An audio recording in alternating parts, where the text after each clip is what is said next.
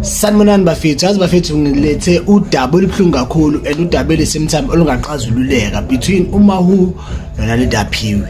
uMahu kwinto ayikhulumile ebalekile lapha kuGagas FM bafethu bembuza khona ukuthi kahle kahle yenzeka kanjani le conflict between yena noNaledi Aphiwe. uMahu wayibeka nje yacaca nje ngathi no kahle kahle into yaqala kanje, kusho ukuthi kwenzakalani, kusho ukuthi umntana khabo uMahu amahle wenza event wabhuka uNaledi Aphiwe wabhuka uMahu nayibona into leyo eNanda, and then uma uNaledi wafika ehamba nabantu abawu3, and then uthola ukuthi mase efika lapha yana wafuna ukufaka even more people, more than 7 people.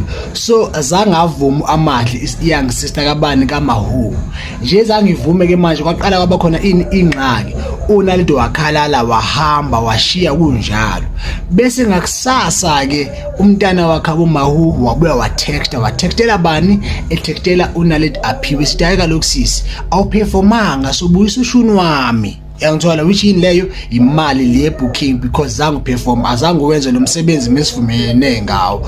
So yaqala lapho ke inkinga, kuthiwa uNaledi wathuka umntana wakhe uMahu wambiza ngamagama wonke lamabi, nayibona into leyo, which masikhuluma iqiniso way wrong ngaloko kuNaledi yabo. And then ke manje wathi uMahu no mntasekhaya nje sekuthiwa kabili buyisela ke nawe, kulapho wabuyisela khona ke amahle wabese kifaka negama likaMama kaNaledi, which waye wrong ke naye lapho ukubuyisela ububi ngobubi, niyayibona into leyo. So manje mangibheka situation aso indaba enkulu le bafethi, indaba engalungiseka le, niyayibona into leyo.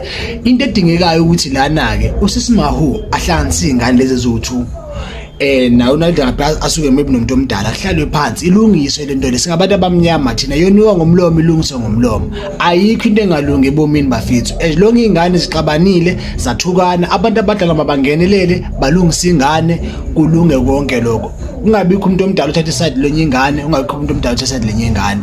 Ingane lezi ncane zidinga ukuboniswa zigayidwe, nawo sisiMahu melangene nosisikanalidi angene ilungiswe lento lena ikwazi ukulunga, wenze lokuthini kusasa amathi twethu akwazi ukusebenzisana, niyayibona into le. Mina I'm doing this video for unity, I'm not doing this video for point uba no wrong, bonke ba wrong. Into edingekayo ukuthi mabahlangane balungise le ndaba le, because in that way izokwazi ukusolveka.